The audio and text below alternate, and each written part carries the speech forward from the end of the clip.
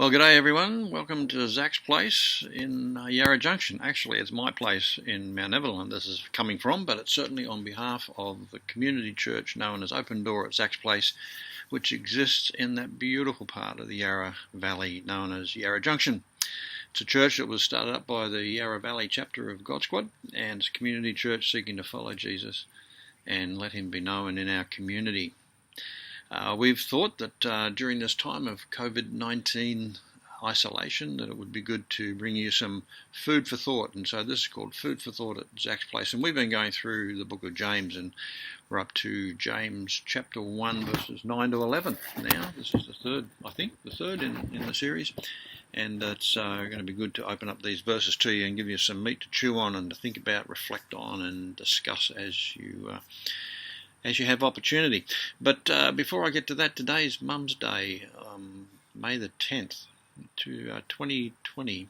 And so I want to wish all the mums out there a happy Mother's Day. And I hope you feel honoured. I hope you feel loved and cared for. And I hope it's a time of being able to just revel in the fact of the importance that a mum is in our lives. And so happy Mother's Day. I hope it's a good day for you. So we're looking at James chapter 1, verses 9 to 11. Now we've been saying in the last couple of weeks that James is the brother of Jesus, and he wanted to write a letter to the scattered church across the Roman Empire, scattered because of persecution, going through some really tough times. And he wanted to write this letter to them saying, look, this is how we should live. You know, there were some people with persecution hanging out. They believed it was the end times and they were hanging out for Jesus to return and saying, we'll just sit back and not do anything. And James is very much saying, no, it's a real practical service type of religion that we're called to.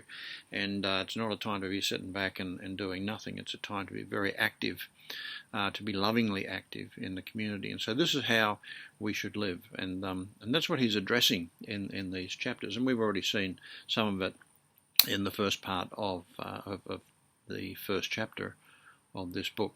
So these people are going through some really perilous times that he's writing to, and James is encouraging them to live faithfully. And in today's passage, verses 9 to 11, he's talking about that faithfulness as being thankful, no matter what their circumstances are at the moment.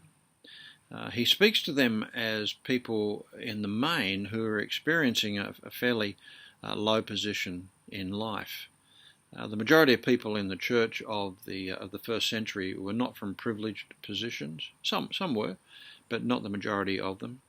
And they're now on run for their lives because of this persecution and experiencing an even greater marginalisation. And James is telling them to be thankful for the low position that they have, to be humble about it and to be actually thankful for a low position in life. And he says a part of this thankfulness in these verses, he says that a part of this thankfulness comes from the realization that if you're well off, you're actually more vulnerable. And perhaps that's especially so in a time of persecution. He talks about the fragility, how fragile the possessions and wealth and prestige and status and all that sort of stuff is. He says these things are not to be things to be trusted and sort of put our joy in them or anything, because they're so fragile and they can be taken away so easily. They're here today and they're gone tomorrow. And so that's really what he's talking about in these couple of verses. And he says those who put their trust in these sort of riches are much more vulnerable. And under persecution, they can be so easily taken away. You know, James, in earlier verses, told us to pray for wisdom. He said, what you really need is wisdom. As you're going through these tough times, you really need some wisdom. And I guess in this little passage here, where he's talking about thankfulness in the hardest of times, it's a piece of wisdom. But it's wisdom that wouldn't come very easily, because really it's a change of the price tags. You know, the value on things has been changed. He's saying don't put value onto the wealth and the possessions and the position that you have on earth, because it's so temporary. It's going to let you down. If you put your trust in that, it's too vulnerable, it's too fragile. Don't put your trust in that stuff. It's going to let you down. And he says what you need to do is be thankful for the things that last. So even in the midst of the hardest of times, even in the midst of persecution and trials, the wisdom that you need to get is one of being thankful for the things that will last, the values of the kingdom of God. So you see, the price tags have been changed. That which people value and say, oh, this is really important, wealth and status and so forth, and all of the pleasures are no longer to be seen as valuable because they're too vulnerable, they're too fragile. But instead, value the things that really last. Now, in this, so true in a COVID-19 environment, it's been really pushed home to us, doesn't it? Wealth and position has been no protection against the virus. The wealthy and the rich and the famous and those in high positions, status and so forth, they're just as vulnerable to the virus as you and me and as anybody else in our society.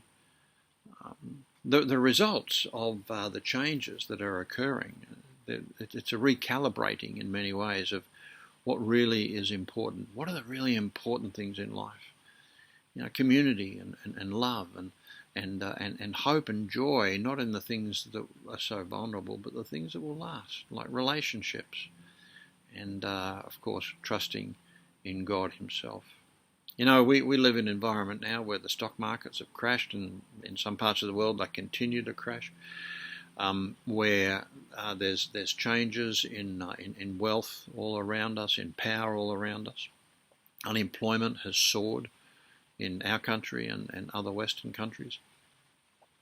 People who never thought that they would need to stand in a line at Centrelink, and sometimes those are the people who criticised other people who were in the line at Centrelink, are experiencing what poverty can do to the soul, and it's not a pretty sight. And so when we put our trust and our thankfulness in stocks, in economic progression, in full employment, in budget surplus, in rising house prices, it's going to let us down. We're facing a change of price tags that we never would have envisaged just a few months ago, a couple of months ago. And James is saying into our situation, we need to live lives of thankfulness based upon humility.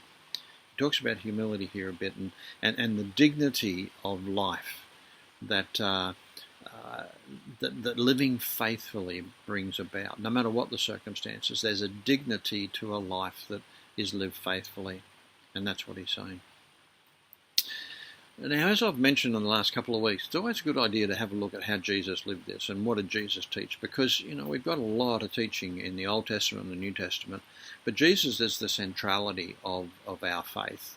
And Jesus, his teaching, that's what we need to go by. And so how did Jesus live this? How does the brother of Jesus, James, what he's writing, how does that measure up to what Jesus taught and what Jesus lived? Well, it measures up perfectly, doesn't it? Jesus put no value onto riches, and he highly valued the characteristics of humility. He spoke of the foolishness of worrying about such things as what we should wear and what we should eat. He said, don't worry about that. Don't worry about tomorrow. Today's got enough care of itself. Don't worry about tomorrow.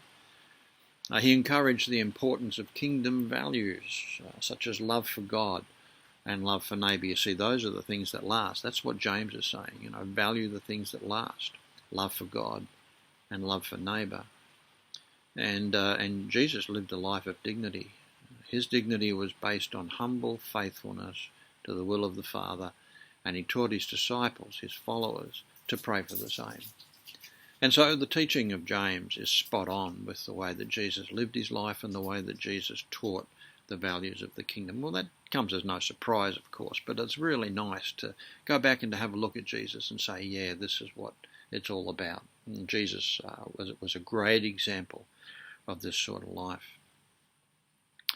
Well, as we think about this passage's application for today, we see that James is as relevant today as ever. And his instructions regarding being thankful for what we have and our lowly position in life is an essential message for us to heed in this day and age. Every day we get the chance to value that which lasts, that which is good and truly valuable. And I think there are two essential messages that come out of this passage today. The first one is that we're to be thankful for whatever our circumstances are at this particular time, learning to value that which is lowly. Or maybe a better term for that would be that which is ordinary, the ordinary stuff of life, just learning to value what we are being given every day of our lives. The sun rises, the trees are green, the beauty all around us. These are wonderful things. But it's also about valuing the things that we can rely upon, that we can trust, like God's love for us and God's care for us and the hope that we have in God, and valuing the love that we have for one another. These are essential things. Knowing that true dignity of life is found in such thankfulness. Paul expressed this attitude in Philippians chapter 4 when he talked about being content no matter what the circumstances, and when he encouraged the readers of the Philippians letter to be humble as Christ was humble. That was in chapter 2. The second great lesson coming out of this passage, I think, is that whatever privilege we do have should not be the basis of our trust, as it's so easily taken away. Now, some of us are very privileged people, and I suppose when we compare ourselves to some other people in the global situation across the world, we find ourselves very, very privileged indeed.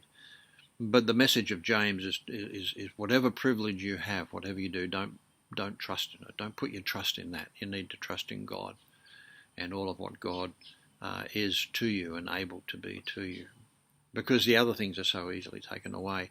And I suppose adding on a message to that is that whatever privilege we have should be used for the benefit of others while we have it, not for our own good, but used for the benefit of others. And so may we all seek to live these kingdom values in our homes and in our neighbourhoods, and we'll see God glorified in the process and our world become a better place. Food for thought at Zach's Place.